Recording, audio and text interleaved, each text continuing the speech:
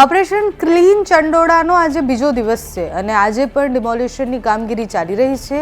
અત્યાર સુધીમાં જેટલી પણ ડિમોલિશનની કામગીરી થઈ એ બધાના દ્રશ્ય તમારા સુધી પહોંચાડવાનો પ્રયાસ કર્યો છે। આજે ત્યાં શું થઈ રહ્યું છે, આજે સ્થિતિ કેવી છે એની વાત કરવી છે। નમસ્કાર, આપની સાથે હું છું પાયલ।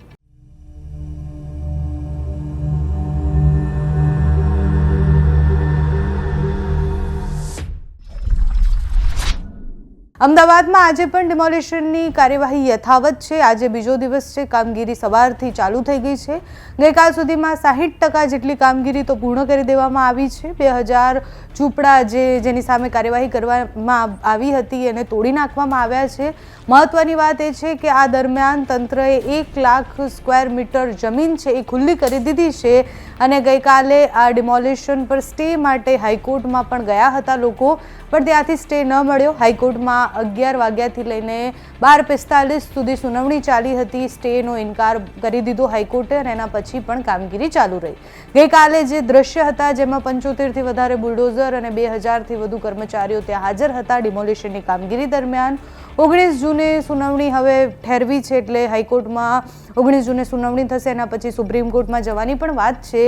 આજે ગૃહ રાજ્યમંત્રી હર્ષ સંઘવીની પ્રતિક્રિયા પણ આવી છે। ચંડોળા તળાવની જગ્યા પર નિર્દોષ બાળકીઓને વેશ્યાવૃત્તિ તરફ ધકેલવામાં આવતા હતા એવી વાત એમણે કરી છે। સાથે જ આતંકી કનેક્શનની વાત પણ કરી છે। તળાવની ફરતે 1.25 લાખ સ્ક્વેર મીટરની જગ્યા જે છે એ ખાલી કરી દેવામાં આવી છે, એ દબાણ હટાવી દેવામાં આવ્યું છે, એ વાત ગૃહ રાજ્યમંત્રી હર્ષ સંઘવીએ કરી છે।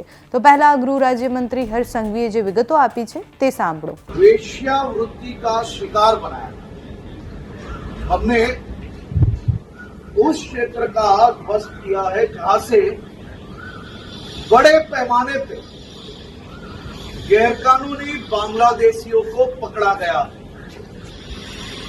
ये राज्य के सभी नागरिकों के हित में राज्य सरकार ने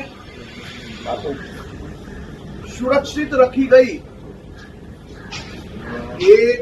एक इंच जगह हम खाली करा के रखे। ये ऐतिहासिक काम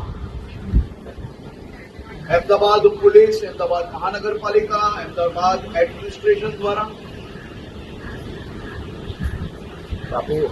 पूरी तरह से मानवता के मद्देनजर रख के ये काम को पूर्ण करके जो तालाब की जगह जो 1.25 लाख मीटर से ज्यादा जगह ये गैरकानूनी बांग्लादेशियों ने एंक्रोच की थी वो पूरी खाली करवाई गई है। ये काम चालू है, उस पे पूर्ण डिटेल्स आज शाम को ऑफिशियल जारी की जाएगी।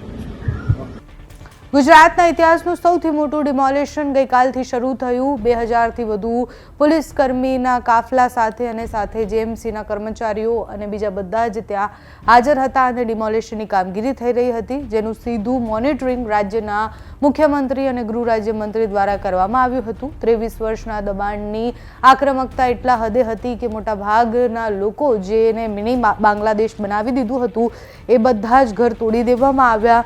જે બાંગ્લાદેશીઓને પનાહ આપતો હતો એ લલ્લુ બિહારીનું ઘર પણ તોડી દેવામાં આવ્યું। ત્યાંથી ગ્રાઉન્ડ પર જે લોકો હતા એમની વાત પણ તમારા સુધી પહોંચાડી છે। સતત આજે બીજો દિવસ છે અને હજુ 1-2 દિવસ સુધી કાર્યવાહી ચાલશે। 3-4 દિવસનું આ મેગા ડિમોલિશનની કામગીરી જે છે એ ચાલવાની છે અને આખું ચંડોળા તળાવની આસપાસ જેટલી જગ્યા છે એ ખાલી કરી દેવામાં આવશે। તમારું આ વિષય પર શું માનવું છે અમને કમેન્ટ્સમાં જણાવજો। અત્યારે આ વિડીયોમાં બસ આટલું। જો તમે અમને યુટ્યુબ પર જોઈ રહ્યા હોય તો સબસ્ક્રાઇબ કરજો, ફેસબુક પર જોઈ રહ્યા હોય તો ફોલો કરજો, અમારા વિડીયોને લાઇક અને શેર કરજો।